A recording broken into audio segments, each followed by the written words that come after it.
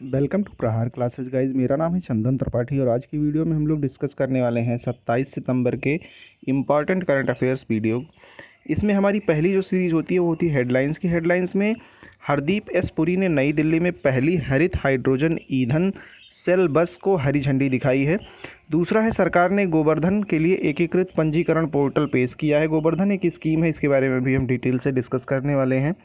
इसके बाद अमित खरे जी हैं, इनको पीएम मोदी के सलाहकार के रूप में विस्तार मिला है, यानी अपॉइंटमेंट नहीं मिला है, इनका टेन्योर बढ़ाया गया है। इसके बाद है आरबीआई ने मुंबई स्थित द कपोल कोऑपरेटिव बैंक का लाइसेंस रद्द कर दिया है। क्यों किया है, इसके बारे में भी हम लोग डिस्कस करेंगे। एयर इंडिया ने AIX कनेक्ट के साथ कोड शेयर समझौता किया है, इसके बारे में भी हम लोग डिस्कस करेंगे, डोंट वरी। वहीदा रहमान जी को दादा साहब फाल्के पुरस्कार से सम्मानित किया गया है। इसके बाद है भारत की नेहा ठाकुर ने नौकायान में रजत पदक जीता है। कहाँ पे, होंजो एशियाई जो खेल हो रहा है वहाँ पे। इसके बाद भारत की घुड़सवारी ड्रेसेज टीम ने 41 साल बाद स्वर्ण पदक जीता है, बहुत ज़्यादा इंपॉर्टेंट है, ये आप लोग ध्यान में रखिएगा। गूगल के एकाधिकार को समाप्त करने के लिए फ़ोनपे ने अपना खुद का ऐप स्टोर लॉन्च किया है, ये भी आप लोग याद रखिएगा। इसके बाद डेज एंड इवेंट्स का हमारा सीरीज शुरू होता है। इसमें विश्व पर्यावरण स्वास्थ्य दिवस मनाया गया है 26 सितंबर को। विश्व पर्यावरण स्वास्थ्य दिवस है, विश्व पर्यावरण दिवस नहीं है, ये आप लोग ध्यान में रखिएगा। क्यों मनाया जाता है विश्व पर्यावरण स्वास्थ्य दिवस? क्योंकि मानव स्वास्थ्य और पर्यावरणीय कारकों के प्रभाव के बारे में जागरूकता फैलाने के लिए मनाया जाता है। कब से मनाया जा रहा है यह दिवस?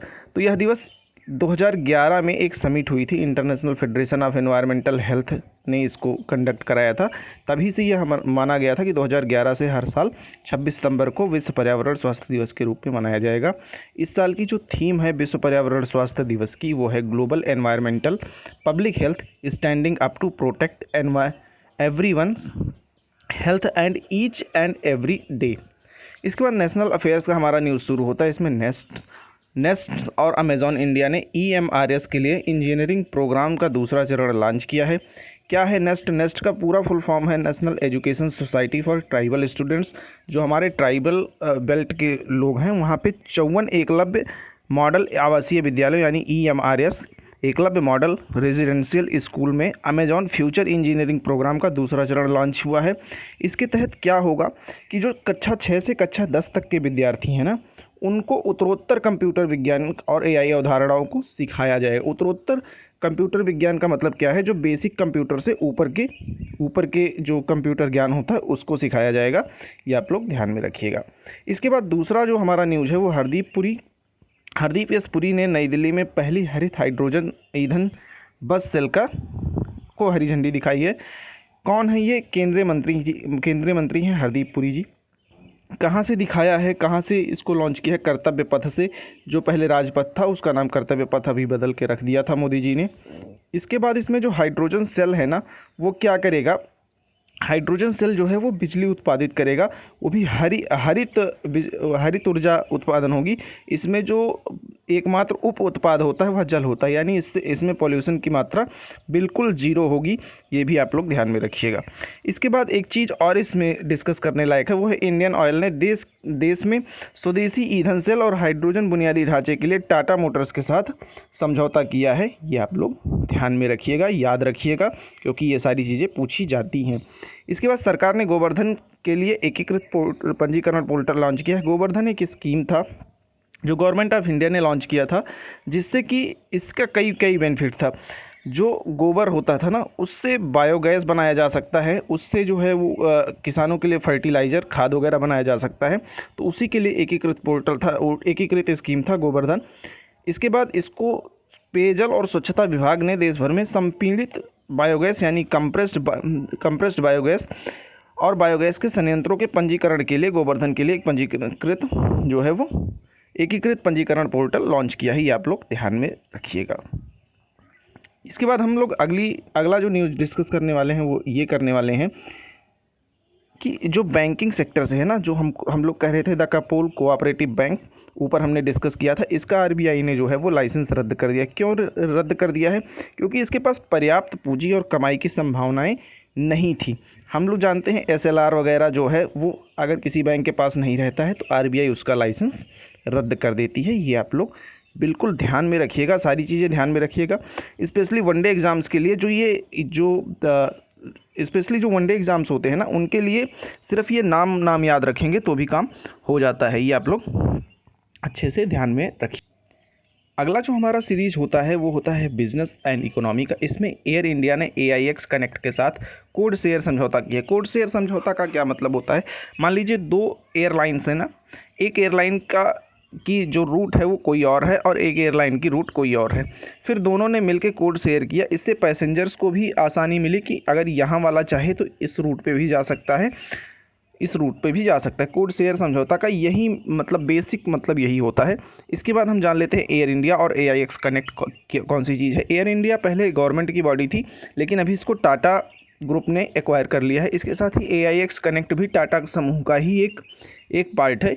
ये आप लोग भी ध्यान में रखिएगा। इस कितने मार्गों पर समझौता किया है ये बहुत इंपॉर्टेंट नहीं है, लेकिन अब जान लीजिए क्योंकि यहाँ तक आए हैं तो 21 मार्गों पर प्रतिदिन 100 से अधिक उड़ानों को शामिल करेगा। ये आप लोग ध्यान में बिल्कुल रखिएगा। अगला जो हमारा न्यूज़ है बिजनेस और बिजनेस के सेक्शन में, उसमें है गूगल के एकाधिकार को ख़त्म करने के लिए फ़ोनपे ने अपना खुद का ऐप स्टोर लॉन्च किया। इस स्टोर का नाम क्या है? Indus app store development platform इसका जो है वो नाम है। इसमें क्या होगा? पहले तो फ़ोनपे सबसे जो एंड्रॉयड फ़ोन होंगे उनसे कहेगा कि हमारे जो ऐप स्टोर हैं उनको आप अपने एंड्रॉयड फ़ोन में लॉन्च कीजिए। साथ ही अगर वो एंड्रॉयड फ़ोन या वो एंड्रॉयड फ़ोन कंपनी अगर फ़ोनपे के ऐप स्टोर को अपने फ़ोन में इनबिल्ड करके नहीं देती है तो उसके लिए इन्होंने कहा है कि हम साइट भी लॉन्च करेंगे जहां से कोई भी एंड्रॉयड यूज़र जाके मेरे फ़ोनपे स्टोर से अपना ऐप डाउनलोड कर सकता है। इसके साथ ही एक चीज़ और जानने वाली बात है कि ये इम्पोर्टेंट क्यों है, क्योंकि इसमें 12 भाषाओं के स्थानीय अनुभव प्रदान किया जाएगा इस फ़ोनपे के ऐप स्टोर में, जिससे 12 भाषाओं के लोग जो है वो आराम से वहाँ से ऐप डाउनलोड कर सकें। समिट एंड कॉन्फ्रेंसेज की अगली सीरीज हमारी होती है। इसमें राजीव चंद्रशेखरन ने दक्षिण ज्ञान साझाकरण श्रृंखला में भाग लिया है। ज़्यादा इंपॉर्टेंट उसमें क्या है कि किसने भाग लिया है, तो राजीव चंद्रशेखर ने भाग लिया है। दक्षिण ज्ञान साझाकरण किसकी पहल है, तो वो विश्व बैंक की पहल है। इसमें क्या होगा? बैंकिंग और ये सारे जो प्रभाव होते हैं ना इनसे रिलेटेड होगा। पर इस साल की जो थीम है वो ये है कि इंडिया में जो डिजिटल क्रांति आई है पेमेंट्स में, उसको अन्य देशों में भी खास करके अफ्रीकी देशों में कैसे लागू किया जाए, ये इसका मुख्य विषय है। साथ ही सम्मेलन का जो विषय है वो digital public infrastructure the India story है, वही जो मैंने बताया। ये आप लोग याद रखिएगा, पूरा थीम सेम टू सेम याद रखिएगा, कहीं कहीं एग्जाम्स में डायरेक्टली पूछा जाता है। इसके बाद राज्यसभा के उपसभापति ब्रिक्स के संसदीय प्रतिनिधिमंडल का नेतृत्व करेंगे। उपसभापति कौन है? उपसभापति हरिवंश जी हैं। कहाँ पर हो रहा है ये ब्रिक्स संसदीय फोरम? तो ये दक्षिण अफ्रीका के जोहान्सबर्ग में हो रहा है। कौन सा संस्करण है? तो 9वां संस्करण है। ये आप लोग ध्यान में रखिएगा। इसके बाद समिट्स एंड कॉन्फ्रेंसेज की ही एक सीरीज में मुंबई में जो है वो वैश्विक हल्दी सम्मेलन की मेज़बानी करेगा। मुंबई पहला वैश्विक हल्दी सम्मेलन है जो मुंबई में होने जा रहा है, ये आप लोग ध्यान में रखिएगा। इसमें जो इंडिया की तरफ से पार्टिसिपेट करेंगे वो NCDEX संस्थान द्वारा टेफ्ला के सहयोग से आयोजित किया जा रहा है। यह इसकी जो अध्यक्षता करेंगे वो वहाँ के महाराष्ट्र के मुख्यमंत्री एकनाथ शिंदे जी करेंगे। इसमें विभिन्न तरीके के लोग पार्टिसिपेट करेंगे, जैसे किसान, व्यापारी, प्रोसेसर, निर्यातक, शोधकर्ता इत्यादि लोग यहाँ पे पार्टिसिपेट करने वाले हैं। समिट्स एंड कॉन्फ्रेंसेज की ही अगली सीरीज में देखेंगे तो कृषि विभाग ने कृषि पर राष्ट्रीय सम्मेलन आयोजित किया है। कब से आयोजित किया है? 26 सितंबर 2023 से किया है। कहाँ पर किया है? नई दिल्ली में किया है। किस अभियान के तहत किया है? तो रवि अभियान के तहत किया है। ये आप लोग ध्यान में बिल्कुल रखिएगा। इसकी अगर आप लोग PDF चाहते हैं तो मेरे टेलीग्राम चैनल पर आपको मिल जाएगी। प्रहार क्लासेस नाम से टेलीग्राम चैनल बना हुआ है, जिसकी लिंक मैं आपको डिस्क्रिप्शन में दे दूँगा। इसके साथ ही अमित खरे को PM मोदी के सलाहकार के रूप में विस्तार मिला है, मतलब इनका टेन्योर बढ़ाया गया है। कब इनका टेन्योर खत्म हो गया था? 25 सितंबर 2023 को इनका टेन्योर बढ़ाया गया है। इसके साथ ही यह जानना जरूरी है कि ये 2 साल के लिए पद पर नियुक्त किए गए हैं। अक्टूबर 2021 में ये पद पर नियुक्त किए गए थे और सितंबर 2023 में इनका पद खत्म हो जाता है। साथ ही यह जानना जरूरी है कि अमित खरे जी 1985 बैच के सेवानिवृत्त भारतीय प्रशासनिक सेवा यानी IAS अधिकारी हैं। कौन से ब्रांच के, कौन से कैडर के? तो झारखंड कैडर के। ये आप लोग ध्यान में रखिएगा। इसके साथ ही अगला अगर हम देखें तो memorandum of understanding and agreements की सीरीज़ में मेक्सिको के प्रवासियों को निर्वासित करने मेक्सिको ने प्रवासियों को निर्वासित करने के लिए यूएस के साथ समझौता किया है। अगर आप लोग देखेंगे मैप तो यहाँ पे यूएस है, यहाँ पे मेक्सिको है, यहाँ पे गल्फ ऑफ मेक्सिको है, यहाँ पे अन्य कंट्रीज हैं, ठीक है। तो अभी जो यहाँ पे इमिग्रेंट्स आ गए हैं ना, उनको बाहर निकालने के लिए अमेरिका और मेक्सिको ने समझौता किया है। उसके साथ ही जो आसपास की कंट्रीज़ हैं जैसे वेनेजुएला, ब्राज़ील, निकारागुआ, कोलंबिया और क्यूबा की सरकारों के साथ भी इन्होंने समझौता किया है कि अपने अपने जो सिटीजन्स हैं उनकी आप पहचान कीजिए और उनको हमारे देश से लेकर जाइए। अवार्ड्स एंड ऑनर्स की सीरीज़ में देखेंगे तो वहीदा रहमान जी को दादा साहब फाल्के पुरस्कार से सम्मानित किया गया है। इस दादा साहब फाल्के पुरस्कार का पूरा नाम जो है वो Dada Saheb Phalke life time achievement पुरस्कार है। साथ ही यह जानना ज़रूरी है कि वहीदा रहमान जी की मेन पिक्चर्स कौन कौन सी हैं, तो वो हैं गाइड, रेशमा और शेरा। इस अचीवमेंट पुरस्कार की जो सूचना दी गई है वो केंद्रीय सूचना और प्रसारण मंत्री अनुराग ठाकुर ने अपने सोशल मीडिया हैंडल पर दिया है, ये भी आप लोग याद रखिएगा। साथ ही अवार्ड्स एंड ऑनर्स की सीरीज़ में अगर हम देखें तो आभा आईडी यानी जो आयुष्मान भारत की जो आईडी है, जो उसका कार्ड बनता है, उसको बनाने के लिए एम्स नई दिल्ली को पहला पुरस्कार मिला है। ये आप लोग याद रखिएगा। कौन से जो इसके दूसरी वर्षगांठ मनाई जाएगी ना आयुष्मान डिजिटल भारत मिशन की, उसके तहत इसको पुरस्कार दिया जाएगा। कौन से कैटेगरी में अगर पूछा, मेनली अगर कैटेगरी पूछ ले तो स्कैन और शेयर टोकन उत्पन्न करने में एम्स नई दिल्ली को शीर्ष सुविधा प्रदान किया गया। 6 लाख स्कैन और शेयर टोकन उत्पन्न इन्होंने किया है यानी बनाया है। अवार्ड्स एंड ऑनर्स की सीरीज़ में अगला देखें तो एसबीआई जनरल इंश्योरेंस को कार्य करने की बेहतरीन जगह के रूप में प्रमाणित किया गया है। मतलब ये एसबीआई जनरल इंश्योरेंस में जो काम कर रहे हैं वो वर्क प्लेस सबसे अच्छा है, इसलिए इसको जो है वो सम्मानित किया गया है। थोड़ा सा मुझे अजीब लगा लेकिन है तो है। स्पोर्ट्स की सीरीज़ में देखेंगे तो भारत की नेहा ठाकुर ने नौकायान में रजत पदक जीता। कहाँ पर जीता? जो डिंगी नौकायान प्रतिस्पर्धा है उस कैटेगरी में जीता है। होंजो एशियाई खेल 2023 में रजत पदक जीता है, याद रखिएगा, रजत पदक जीता है, ये आप लोग याद रखिएगा, बिल्कुल भूलिएगा मत।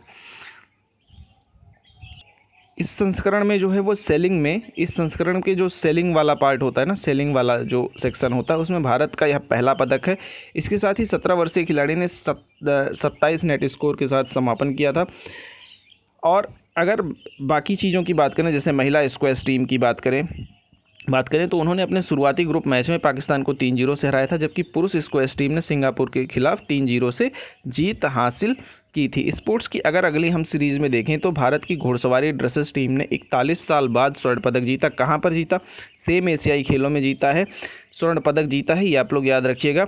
इसमें जो है यह एशियाड में भारत का पहला पोडियम फिनिश है।